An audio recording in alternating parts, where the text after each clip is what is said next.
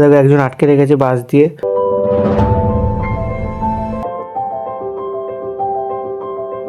Hello guys, আমি আকাশ আর আমি চলে এসেছি সরুগঞ্জ ঘাটে। তো এত কুয়াশা, নৌকা বন্ধ। আমি যাব কাজে নবদ্বীপ, কিন্তু যাব কি করে, নৌকা পুরো বন্ধ হয়ে গেছে। এই দেখো পুরো কুয়াশা, আর ওই ব্রিজ দিয়ে সবাই দাঁড়িয়ে রয়েছে, মানে নৌকা পুরো বন্ধ। আর এত জাম হয়ে গেছে, সবাই দাঁড়িয়ে রয়েছে। আর এসেও সকালবেলা 10টা বাজে, পুরো নৌকা বন্ধ। এত কুয়াশা, পুরো সাদা হয়ে গেছে পুরো। এই যে আমরা লাইন দিতে দিতে এগিয়ে চলে এসেছি, আর নৌকায় যে একটা ছেড়ে দিল, আর এই যে এদিক থেকে এটা ভিড়বে। তো এই নৌকাটায় আমরা করে যাব। ওই নৌকাটা এখনই আসবে। আর দেখো পুরো সাদা, কিছুই দেখা যাচ্ছে না। পেছনে দেখো পুরো জাম। আর ওই যে জিৎ আমার বন্ধু ফোন ঘাঁটতে ব্যস্ত। দেখো একজন আটকে রেখেছে বাঁশ দিয়ে।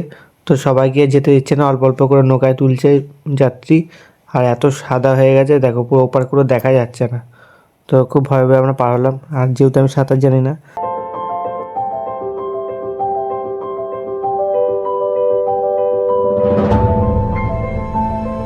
দেখো নবদ্বীপে চলে এসেছি, আর এত ভিড়, মানে যাওয়ার কোনো পরিস্থিতি নেই। সবাই আমাদের এপারে আসবে সরুগঞ্জে, আর আমরা যাব নবদ্বীপ। তো লোকে কেউ যাবে কেউ আসবে, এইভাবে পুরো রাস্তা ব্লক হয়ে গেছে। দেখো তো গাইজ মাকে চা দিয়েছি, আর এটা ধুবো বসে বসে বিস্কুট খাচ্ছে।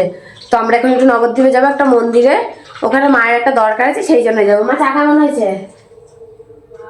আর এই যে ধ্রুব বাবু বসে বসে ফোন দেখছে, কার্টুন আর বিস্কুট খাচ্ছে। এই দেবো, ওই দেখ গাইসকে বলো ভালো আছো, বলো। তো গাইজ আমরা রেডি হয়ে গেছি। এই যে মা ধ্রুব গাড়ির উপর বসে আছে, বাবা রেডি হচ্ছে, বাবা রেডি হয়ে গেছে, লাইট ফাইট বন্ধ করার জন্য সব দাঁড়িয়ে আছে।